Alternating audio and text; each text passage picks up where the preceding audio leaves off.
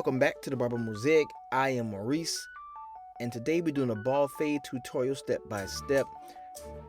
I already did everything, the hard work, taking it down and all of that. Now I have that zero guard, making that ball light to dark, because I'm going to bring those all together. That's what this video is about. So I went around the length of the head, went up about 1.5 inches. Now I'm taking that same zero guard and opening it up about halfway, knocking out that line between the medium and the dark on top. And with this guard, I'm going to be going against the grain, against the growth, in order to achieve the fade look that I want. This is going to be a ball fade, and I want it to be very crisp and very clean. So I'm going to make it very simple and just do it step by step and make all the lines as clean as possible. Here, same thing. I started off with the clipper halfway open, then I went all the way open, and then I turned the clipper over, came down on the top of it just to marry that zero with the grain to that bald all the way underneath. This whole thing is about marriage, man. Making that marriage between one shade and the other. Same thing on the other side. We're just doing everything the same way, making sure that it all comes together. I'm looking for dark spots. Any dark spots that I see, I am going to attack them. I pointed one out right there. That is a dark spot, and I just adjusted the clipper a little bit. Now, since they didn't work coming up on it, I'm going to go down on that particular section of the fade that wasn't coming together the way I wanted it to. See, the one thing I can't express enough to you, man, is these are your tools. Do whatever you feel you need to do. Like right now, I'm picking at it, going in with the corner of the blade. Anything you need to do, make sure that you can get it done. So, and here, this is like pre-detail work, just trying to make sure all of the components of the fade come together sharply. Still with that spot, trying to make it all blend in there, man. So now I'm gonna take the ball line out. This is my gold Babyliss FX clipper, and it's all the way closed. I made that initial ball line with my wall detailer LI, as I sometimes do.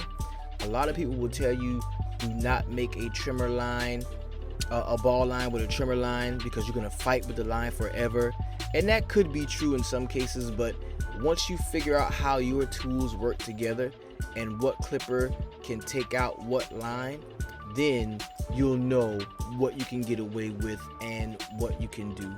So I just simply walked that clipper all the way open.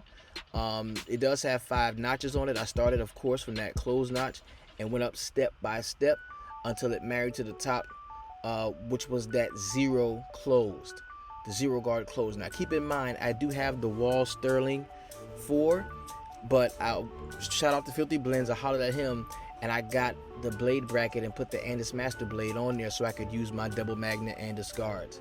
I cannot cut without my Andis double magnet guards. I need those, bro. Those are like a safe haven, a sanctuary for me. I really need those. So I'm doing the same thing here, starting off with the lever all the way closed. I'm gonna be opening it up step by step. Boom, you see that notch right there, getting that open, going back to the back line. Boom, another notch. This is very simple, bro.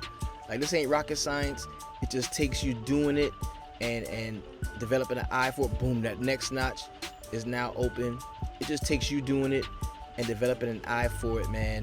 Boom, last notch. You see that? I just went up 5 notches to pull that fade together, to make that transition from that ball line up to that zero with the grain. And I'm not done yet, man. I'm not done. I'm gonna go back in. Now I'm coming off of the head ever so slightly, making sure that I don't push the line up or make any new lines, using the corner of the clipper whenever I see like a dark spot that I can tackle. And bro, this gets easier and easier the more you do it. One of the guy that taught me how to cut, man, something that he would always say to me was, you know, you're gonna have to cut thousands of heads before you get to where you want to get to. And there's no way around it. You can watch all the videos, you can, ask all the questions, and all those things are good, man. They're good and they're helpful, but you're not going to get to where you want to get. I'm talking to you. I'm talking to you, specifically you. You're not going to get to where you want to get as a barber until you cut thousands of heads. It's all about texture. Cutting hair, barbering is all about learning texture and understanding what to do, developing that muscle memory, understanding what your tools do. And it's a great thing. It's a wonderful life, man. I really enjoy it. So I'm doing the same thing on the other side. And yes, I am watching sneaker reviews.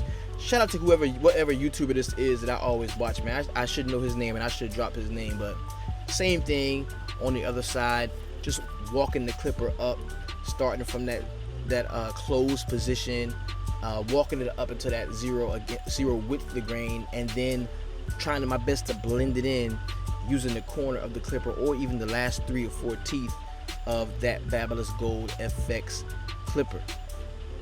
Very easy, man. Very, very, very easy. Very simple what we're doing now. And now this is time for the edge up. I don't apply like enhancements, so to speak, on the young brothers most of the time. I may hit them with a little bit of spritz or something like that, just to get those stubborn hairs to lay down. This cut, of course, came off of a wash, so his skin is already nice and dry, and he's ready and prepared to receive the trimmer. And you can see he has one of those little like moon lines where you kind of have to create it because the hair is so full. And these are perfect, man, for like crispy edge ups. The only issue is you have to get it right on both sides. Think of it like a math problem, like division. You got to do the same thing to one side that you do the other side, or factoring, so to speak. So I'm going in with my Andis Slimline Pro. It does have that ceramic blade on there. This definitely stays cool forever, bro. I do designs and edge ups with this trimmer, and the ceramic blade definitely helps it to stay cool. So I'm just tapping at the corners ever so slightly, do my best to not dig. Yo, this is a really nice close-up view on what I'm doing, man. I'm shooting this with my 100mm Canon macro lens, so I was able to get really tight and kind of show my process in terms of edging up. So there we go, and I'm tapping lightly, man. I'm not digging at all. I'm not trying to make a crazy defined line. This is my initial edge up. I'm putting this down so that I have a place to reference once I use the Barber Magic pencil, and then go over it again after I brush those hairs over that Barber Magic pencil. Nice edge up here is definitely coming into play. And this is one of my favorite young clients, man. Real solid young brother, man. Here we go with the Andis Slimline Pro LI. I love all my clippers, bro. I'm a clipper guy. I'm a tool fool, man. So many clippers. So many clippers. It's coming together nicely. We're getting it done. And normally you wouldn't have to tap at an edge up this much, but I just try to go so light with the young guys, just to avoid nicking them, man. I don't want to deal with the moms when it comes to cutting their baby on their head. So I always tap light, and pick at it. Hardly even touching the skin until I get the look that I desire. Now there we go with the Barber Magic pencil, and all I'm doing here is I'm laying this film of the pencil down so that I can then brush the hair over that line. And it is a wax pencil, so when I brush the hair over that line, whatever hair that's sticking and staying on the line, I can easily cut it with my trimmer. And I feel like that's like a really solid way. See, there you go. I'm just brushing the hair down, and it does kind of blurry that magic pencil, because you don't want people walking around with them big ass lines in their head. I mean, it's cool on Instagram if you're trying to really pop out a fade and show what kind of fade work you've done, but you don't want people just standing around with like chalk lines on their head.